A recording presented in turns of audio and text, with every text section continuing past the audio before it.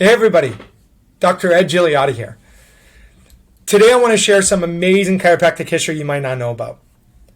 Chiropractic care is about getting the brain to properly communicate with the body and vice versa. The brain, brainstem, and spinal cord control virtually every function within you. So you have trillions of signals going from brain cell to tissue cells every split second, and the quality and quantity of our life is often determined on how well that central nervous system is operating. So in a perfect world, when there's not an injury to the central nervous system, these vertebrae will all be in their proper alignment. But life happens. There's slips, falls, car accidents, so on and so forth. Sports injuries, okay, birth injuries when they're pulling on the head and neck to help get the baby out for the mother, right? This illustration to the right shows what can and does happen when these injuries occur. There can be injuries to the ligaments, the tendons, the fascia, and the muscles. And as a result, these vertebrae can slide out of their natural position, putting twisting, torsion, and pressure on the central nervous system within that spinal column and that skull. More specifically, the brainstem. The brainstem is where all the brain funnels through that skull. And this is the lowest part of the brain. This is the stalk of the brain. It's like one of the most neurologically, if not the most neurologically dense portion in the whole body, because everything is coming through. Okay? So in the 1910s to 20s to early 30s, they were seeing miracles. People were traveling from around the USA and the world to the Palmer School of Chiropractic to receive care when they couldn't get help anywhere else. And there was miracle after miracle being recorded in medical literature then. But there was a point of contention. Dr. B.J. Palmer here was leading chiropractic. The biggest issue was that medical doctors at that time were saying chiropractic was a sham. It's all placebo. Even though they're seeing miracles, it must just be because people think they're going to get better. Because when they're doing autopsies on people, they're finding that those nerves exiting the spinal column were small enough compared to how big, relatively how big the holes were for those nerves to get through. So they were doing autopsy after autopsy, and this is what they were finding. Now, Dr. B.J. Palmer and the men and women around him, including his amazing wife, who was a master anatomist known as Dr. Mabel Palmer, were hypothesizing that when people pass away, their central nervous system was shrinking first because it's got so much water in it. So they were thinking that within 24 hours, the central nervous system was shrinking by 50%, which is why it looked like there was just so much space in the canal for the brainstem and these nerves to go through. But how were they going to prove that? There was no MRIs, no PET scans, no CT scans, no CBCT. There was nothing other than X-ray at that time. An X-ray could show bone, but it couldn't show tissue. So they started working on overdrive to figure this out. They contacted the American government and they wanted to conduct a test. The American government didn't allow it, so they went to Germany. They reached out to a top anatomist at that time, known as Dr.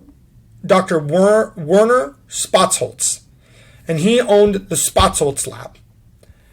And after visiting there and talking through what they were trying to accomplish, they invested $5,000 in 1934.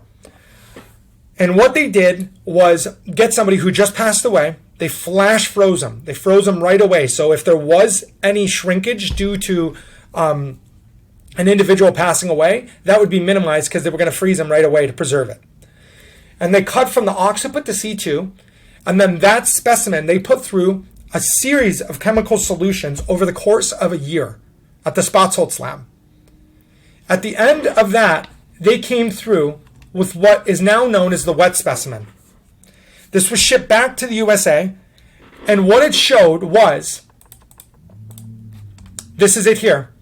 What it showed was they were able to get the bone see-through. This is just a regular tissue. They were able to get the bone see-through while maintaining the tissue inside, the brainstem, the spinal cord, so on and so forth. And it showed, without a benefit of a doubt, it showed, like, for sure, that when there's a spinal misalignment like there was in this individual, it puts direct pressure on that brainstem because that brainstem is snug within that canal. So it puts, more specifically, it puts pressure on the tissue around the brainstem and the central nervous system. Okay? From that point forward, there was never any question, is there pressure or stress on the central nervous system when there's a spinal misalignment, especially in the upper cervical spine, the occiput C1, C2. It was proven from that point forward. And they were able to save chiropractic and more specifically serve humanity from this point forward, because it could have just been folklore at that point. Even though they were correct, they didn't have the research to prove it. But after this scientific study was done, they knew for sure that when people get adjusted and you get pressure off of the central nervous system, you're actually opening up that canal, allowing those nerve signals to improve. And now we know even more with MRI studies that it improves cerebral spinal fluid flow and blood flow, is what research is showing now too. Dr. B.J. Palmer, I know, is probably looking down smiling on how much science is advanced in this work, because this here is now the technology we have in our office. This is the back of someone's skull. This is where their right ear would be if you could see the tissue. This is where their left ear would be. And this is looking through that foramen magnum. This is where that brainstem goes through, that they were able to visualize in the wet specimen. Okay? And as you can see in this person, this is just a regular person walking around. But this isn't normal, right? This may be common, but this isn't normal. Look at how thin the atlas vertebra is on this side that holds up the skull, and look how thick it is on this side. The reason is because the atlas is slid under the right side on this person from a trauma or injury. And knowing what we know about anatomy, how would that affect central nervous system function? How would that affect blood flow to the brain, cerebral spinal fluid flow, all of that? You know? So it's a big deal.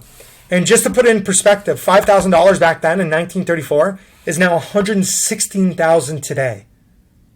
On a whim. That's how committed these men and women were. These men and women, by the way, were thrown into jail for just practicing chiropractic. In New York State alone, it was like 1950.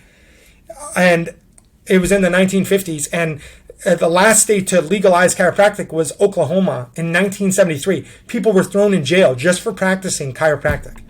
It is a big deal. So love and appreciate you guys. If you know someone that could benefit from getting their life changed, share this message with them. There's so many people struggling with headaches, migraines, vertigo, neurological issues.